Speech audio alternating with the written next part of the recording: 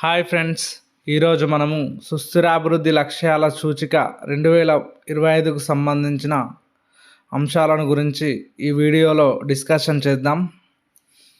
అయితే ఈ సూచికను ఎవరు రిలీజ్ చేస్తారు అంటే UN sustainable development solutions network వారు ప్రతి సంవత్సరం ఈ సూచికను రిలీజ్ చేయడం జరుగుతుంది. ఇది 2016 నుంచి రిలీజ్ చేయడం జరుగుతుంది. ఇది 10వ రిపోర్టు. అయితే మనం ఫస్ట్ సుస్థిరాభివృద్ధి నిర్వచనం గురించి చూద్దాం. బ్రెంట్లాండ్ కమిషన్ 1987లో ఇచ్చిన రిపోర్ట్ ప్రకారం సుస్థిరాభివృద్ధి అనగా భవిష్యత్తు తరాల అవసరాలకు రాజీ పడకుండా ప్రస్తుత తరం అవసరాలను తీర్చేలాగా వనరులను వినియోగించి అభివృద్ధి చెందడంగా చెప్పడం జరిగింది. అయితే మనము ప్యారిస్లో జరిగినటువంటి 21వ కాన్ఫరెన్స్ ఆఫ్ పార్టీస్ వాతావరణ మార్పులపై జరిగిన సదస్సులో 2030 నాటికి సుస్థిరాభివృద్ధి లక్ష్యాలను సాధించాలని తీర్మానం ప్రవేశపెట్టగా ఆ తీర్మానాన్ని 193 దేశాలు ఆమోదించడం జరిగింది. దీనిలో 17 లక్ష్యాలు మరియు 169 ఉపలక్ష్యాలు ఉండడం జరిగింది. అయితే ఈ యొక్క లక్ష్యాలను ప్రపంచంలోని దేశాలు ఏ విధంగా అమలు చేస్తున్నాయి, వాటి ప్రగతి ఏ విధంగా ఉంది అనేది ఈ సుస్థిరాభివృద్ధి లక్ష్యాల సూచిక ప్రతి సంవత్సరం తన యొక్క ఇండెక్స్ను వెలువరించడం జరుగుతుంది. తద్వారా ప్రపంచ దేశాలు సుస్థిరాభివృద్ధి లక్ష్యాలను సాధించడానికి ఏ మేరకు ప్రయత్నాలు చేస్తున్నాయో ఈ రిపోర్టు తెలపడం జరుగుతుంది. ఈ ఇండెక్స్లో స్కోరు 0 నుంచి 100 వరకు ఉంటుంది. 0కు దగ్గరగా ఉన్న దేశాలు లక్ష్యాలను సాధింపులో వెనుకబడి ఉన్నట్లుగా, 100కు దగ్గరగా ఉన్న దేశాలు లక్ష్యాలను మరింత వేగవంతంగా సాధిస్తున్నట్లు ఈ సూచిక ద్వారా తెలపడం జరుగుతుంది. ఈ సూచికలో 2025 ఇండెక్స్లో భారత్ 67 స్కోర్తో తొలిసారి 100 లోపు ర్యాంకును సాధించడం జరిగింది. 99వ ర్యాంక్ అయితే భారత్ సాధించింది. అయితే ఈ ఇండెక్స్ ప్రకారం 2030 నాటికి ప్రపంచ దేశాలు సుస్థిరాభివృద్ధి లక్ష్యాలలో కేవలం 17% మాత్రమే సాధించే అవకాశం ఉందని పేర్కొనడం జరిగింది. 2025కు సంబంధించిన ఇండెక్స్లో మొదటి స్థానంలో ఫిన్లాండ్ అయితే నిలవడం జరిగింది. 87.02 స్కోర్ను సాధించింది. అదేవిధంగా రెండో స్థానంలో స్వీడన్ 85% స్కోరు, డెన్మార్క్ 85.26తో మూడో స్థానంలో నిలవడం జరిగింది. ఈ 3 దేశాలను కూడా నార్డిక్ దేశాలని పిలుస్తారు. అయితే ఈ రిపోర్ట్ ప్రకారం టాప్ 20లో 19 కూడా యూరోపియన్ దేశాలే నిలిచినట్లుగా పేర్కొనడం జరిగింది. ఈ సూచీలో చివరి స్థానంలో ఆఫ్రికా దేశమైనటువంటి సౌత్ సూడాన్ 167వ స్థానంలో నిలవడం జరిగింది. ఈ సూచీలో మొదటి 4 స్థానాలు పొందిన దేశాలను గమనిస్తే మొదటి స్థానంలో ఫిన్లాండ్, రెండో స్థానంలో స్వీడన్, మూడో స్థానంలో డెన్మార్క్, 4వ స్థానంలో జర్మనీ నిలవడం జరిగింది. అదేవిధంగా చివరి 4 స్థానాలు గమనిస్తే 167వ స్థానంలో దక్షిణ సూడాన్, 166వ స్థానంలో సెంట్రల్ ఆఫ్రికన్ రిపబ్లిక్, 165వ స్థానంలో చాద్, 164వ స్థానంలో సోమాలియా దేశం నిలవడం జరిగింది. ఇవన్నీ కూడా ఆఫ్రికన్ దేశాలే. మొదటి 20 స్థానాలలో యూరోపియన్ దేశాలు నిలవగా చివరి స్థానాలలో ఆఫ్రికన్ దేశాలు నిలుస్తున్నాయి. అదేవిధంగా ప్రాంతీయంగా చూస్తే దక్షిణాసియా మరియు తూర్పు ఆసియా దేశాలు మెరుగైన లక్ష్యాలను సాధించినట్లుగా ఈ సూచిక తెలపడం జరిగింది. ఈ సస్టైనబుల్ డెవలప్మెంట్స్ గోల్స్ 17 లక్ష్యాలలో మెరుగైన లక్ష్యాలు సాధించిన అంశాలను మరియు అదేవిధంగా ప్రతికూలంగా లక్ష్యాలలో వెనుకబడిన అంశాలను కూడా సూచించడం జరిగింది. పురోగతి సాధించిన అంశాలను గమనిస్తే సస్టైనబుల్ డెవలప్మెంట్ గోల్ 3 ప్రకారం 5 సంవత్సరాల లోపు నవజాత శిశువుల మరణాలను గణనీయంగా తగ్గించినట్లు పేర్కొనడం జరిగింది. అదేవిధంగా SDG 7 లక్ష్యమైనటువంటి విద్యుత్ లభ్యత కూడా పెరిగినట్లు పేర్కొంది. అదేవిధంగా ఎస్డిజి 9కు సంబంధించి ఇంటర్నెట్ మరియు మొబైల్ బ్రాడ్బ్యాండ్ వినియోగం ప్రపంచవ్యాప్తంగా పెరిగినట్లయితే ఈ నివేదిక పేర్కొనడం జరిగింది. అదేవిధంగా ప్రతికూల అంశాలను గురించి పేర్కొనడం జరిగింది. వాటిని గమనిస్తే ఎస్డిజి 2కు సంబంధించి ఊబకాయం ప్రపంచవ్యాప్తంగా కూడా పెరుగుతున్నట్లు పేర్కొంది. అదేవిధంగా ఎస్డిజి 16 లక్ష్యమైన పత్రికా స్వేచ్ఛ అనేది తగ్గినట్లుగా ఈ నివేదిక పేర్కొంది. అదేవిధంగా ఎస్డిజి 2 లక్ష్యమైన స్థిరమైన నత్రజనిని నిర్వహించడంలో ప్రపంచ దేశాలు విఫలమైనట్లయితే పేర్కొంది. అదేవిధంగా ఎస్డిజి 15 ప్రకారం జీవ వైవిధ్యం నష్టం సంభవించినట్లు కూడా పేర్కొంది. అదేవిధంగా ఎస్డిజి 2కు సంబంధించి అవినీతిపై అవగాహన అనేది తగ్గుతున్నట్లుగా పేర్కొనడం జరిగింది. ఈ దశాబ్ద కాలంలో సుస్థిరాభివృద్ధి లక్ష్యాలు అనుకున్నంత విజయవంతం కాకపోవడానికి కూడా కారణాలను కూడా ఈ నివేదిక పేర్కొనడం జరిగింది. అవి ఒకటి, ప్రపంచ సంఘర్షణలు. వివిధ దేశాల మధ్య ప్రాంతాల మధ్య నెలకొన్నటువంటి యుద్ధ వాతావరణం, ప్రాంతీయ తీవ్రతలు కూడా ఈ లక్ష్యాలు వెనుకబడడానికి కారణాలుగా పేర్కొనడం జరిగింది. ఇజ్రాయెల్ పాలస్తీనా సంఘర్షణలు, రష్యా ఉక్రెయిన్ మధ్య యుద్ధ వాతావరణం మొదలైనవి కూడా ఈ ప్రపంచ సంఘర్షణలో భాగంగా పేర్కొనడం జరిగింది. ఇక రెండవ కారణాన్ని గమనిస్తే కోవిడ్-19 వల్ల ప్రపంచ ఆరోగ్య వ్యవస్థ దెబ్బతిన్నట్లు, దానిపై దేశాలు ఫోకస్ చేయడం వల్ల సుస్థిరాభివృద్ధి లక్ష్యాల అభివృద్ధి అనేది తగ్గినట్లుగా పేర్కొనడం జరిగింది. అదేవిధంగా మూడో అంశానికి గమనిస్తే పర్యావరణ ఒత్తిళ్ళు, అంటే పర్యావరణం కాలుష్యం పెరగడం కానీ,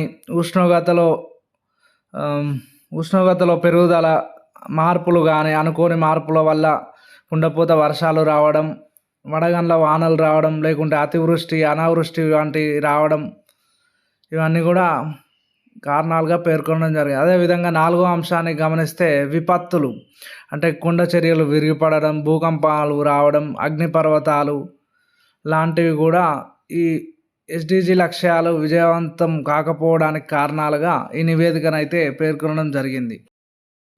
ఇక భారతదేశానికి సంబంధించి ఈ సూచికను గమనిస్తే గత 5 సంవత్సరాల నుంచి కూడా భారత్ ఈ లక్ష్యాలను సాధిస్తూ తన ర్యాంకును అయితే మెరుగుపరుచుకోవడం జరిగినట్లుగా తెలుస్తుంది.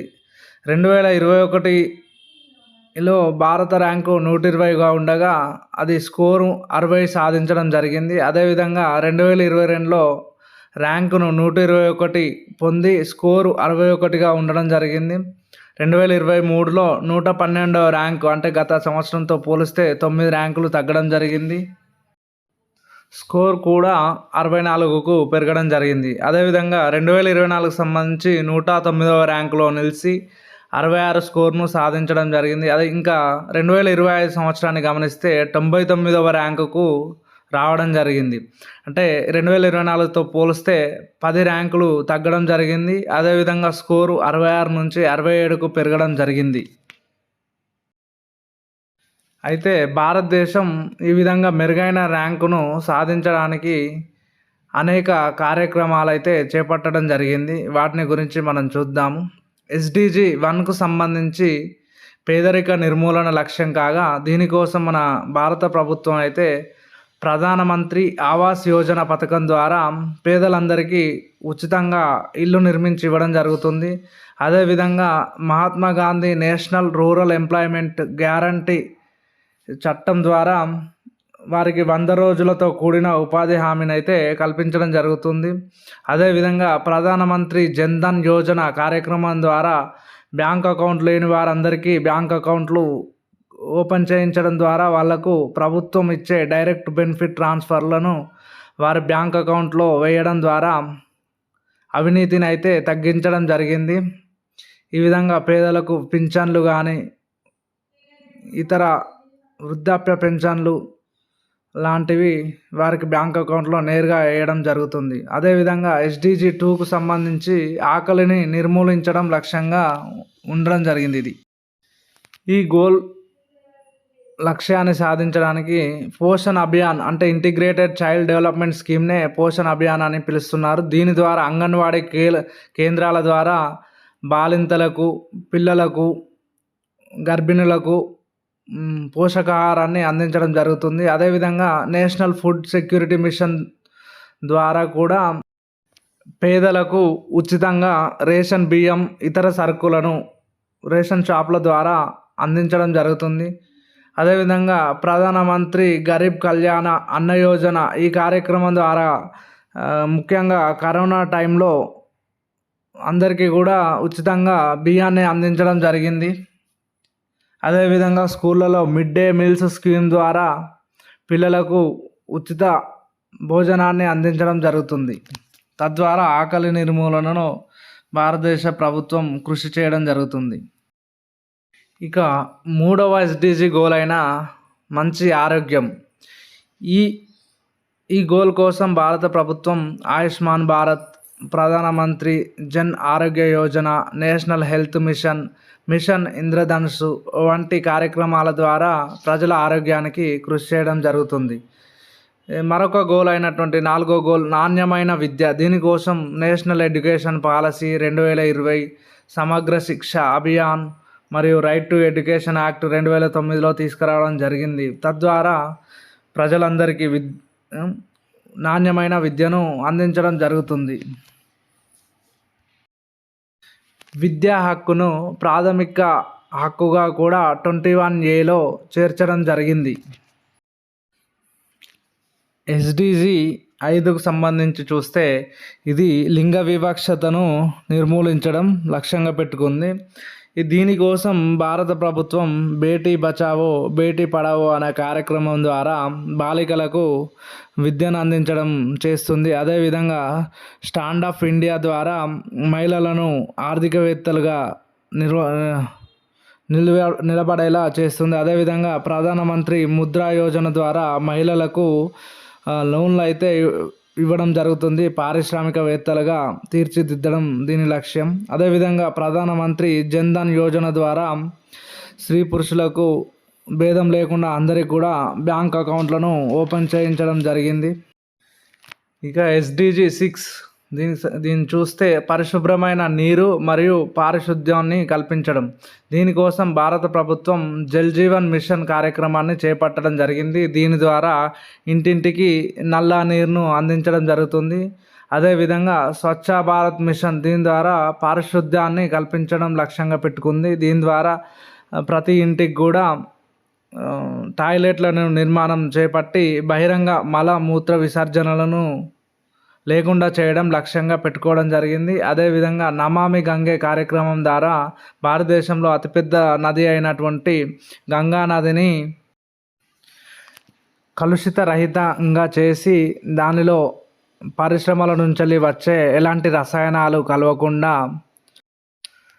చర్యలు చేపట్టి ఆ నది నీటిని పరిశుభ్రంగా ఉంచేలా చర్యలు తీసుకోవడం జరుగుతుంది. ఎస్డిజి 7ను గమనిస్తే అందుబాటులో స్వచ్ఛమైన శక్తి.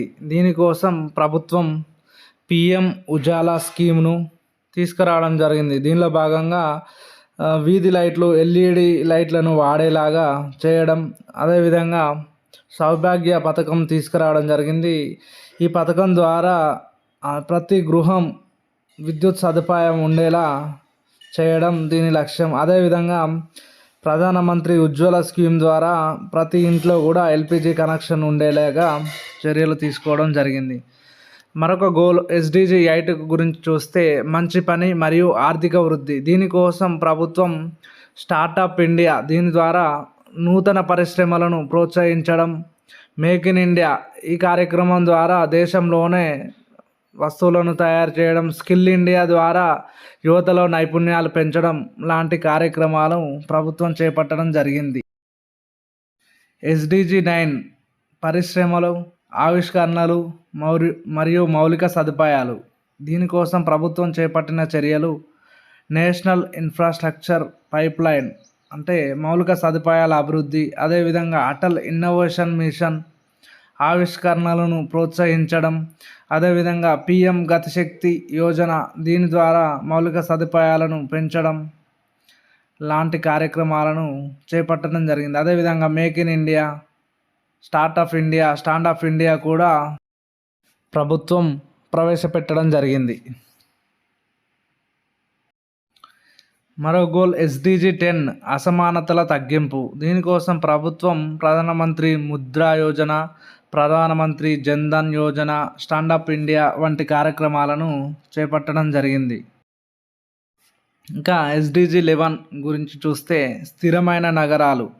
దీనికోసం ప్రభుత్వం స్మార్ట్ సిటీస్ మిషన్, ఈ మిషన్లో భాగంగా 100 పట్టణాలను స్మార్ట్ సిటీస్గా మార్చాలని లక్ష్యంగా పెట్టుకుంది. అదేవిధంగా అమృత్ నగరాల ద్వారా దేశంలోని 500 నగరాలను మౌలిక సదుపాయాలు మెరుగుపరచాలని లక్ష్యంగా పెట్టుకుంది. అదేవిధంగా హృదయ్ స్కీమ్ ద్వారా వారసత్వ ప్రాంతాలను అభివృద్ధి చేయాలని లక్ష్యంగా పెట్టుకోవడం జరిగింది. మరొక గోల్ గురించి చూస్తే SDG 12 స్థిరమైన వినియోగం మరియు ఉత్పత్తి. దీనికోసం ప్రభుత్వం స్వచ్ఛ Bharat Abhiyan, Pradhan Mantri Ujjwala Yojana, national policy on biofuels లాంటివి తీసుకురావడం జరిగింది. నేషనల్ పాలసీ ఆన్ బయోఫ్యూయల్స్ ద్వారా శిలాజ ఇంధనాల వినియోగం తగ్గించి జీవ ఇంధనాల వినియోగం పెంచడం ద్వారా పర్యావరణాన్ని పరిరక్షించడం లక్ష్యంగా పెట్టుకోవడం జరిగింది. ఇంకా 13వ గోల్ చూస్తే వాతావరణ చర్య. దీనికోసం ప్రభుత్వం national action plan on climate change అని ఒక విధానం తీసుకురావడం జరిగింది. దీని కింద 8 ప్రత్యేక విధానాలు తీసుకురావడం జరిగింది. దీని ద్వారా సౌరశక్తి, స్థిరమైన ఆవాసాలు, హిమాలయాల పర్యావరణ వ్యవస్థలు, మెరుగైన శక్తి సామర్థ్యం, నీరు, గ్రీన్ ఇండియా, స్థిరమైన వ్యవసాయం, వాతావరణ మార్పులకు వ్యూహాత్మక జ్ఞానం అని 8 మిషన్లను తీసుకురావడం జరిగింది. అంతేకాకుండా ఇంటర్నేషనల్ సోలార్ అలయన్స్ అని ఒక కూటమిని కూడా ఏర్పరచడం జరిగింది. ఇక SDG 14 గురించి చూస్తే నీటి కింద జీవితం. భారతదేశానికి 9 రాష్ట్రాలు సముద్ర తీరరేఖను కలిగి ఉన్నాయి. అదేవిధంగా అనేక మందికి ఉపాధి అవకాశాలను కూడా ఈ సముద్రం కల్పించడం జరుగుతుంది. అదేవిధంగా భారతదేశంలో జీవనదులు, ద్వీపకల్ప నదులు అని ఉండడం జరిగింది. వీటి సంరక్షణ కోసం ప్రభుత్వం national policy for aquatic ecosystem అనే పాలసీని తీసుకురావడం జరిగింది. ఇంకా SDG 15 గురించి చూస్తే ఇది భూమిపై జీవితం అనే అంశానికి సంబంధించింది. దీనికోసం భారత ప్రభుత్వం జీవ వైవిధ్య చట్టం 2022ను, అదేవిధంగా ప్రాజెక్ట్ టైగర్, ప్రాజెక్ట్ ఎలిఫెంట్, భూ ఉపరితల పరిరక్షణ కోసం సాయిల్ హెల్త్ కార్డులను తీసుకురావడం జరిగింది. SDG 16 శాంతియుత మరియు సమ్మిళిత సమాజాలను ప్రోత్సహించడం. భారత ప్రభుత్వం శాంతిని నెలకొల్పడానికి అనేక సంస్థలను ఏర్పాటు చేయడం జరిగింది. అదేవిధంగా ప్రభుత్వం అందించే వెల్ఫేర్ స్కీమ్స్ని ప్రజలకు ఎలాంటి అవినీతి లేకుండా అందించడానికి ఆధార్ లాంటి ఒక కార్డును తీసుకురావడం జరిగింది. ఇంకా చివరిదైన SDG 17 ఇది ప్రపంచ భాగస్వామ్యాన్ని పునరుద్ధరించడం.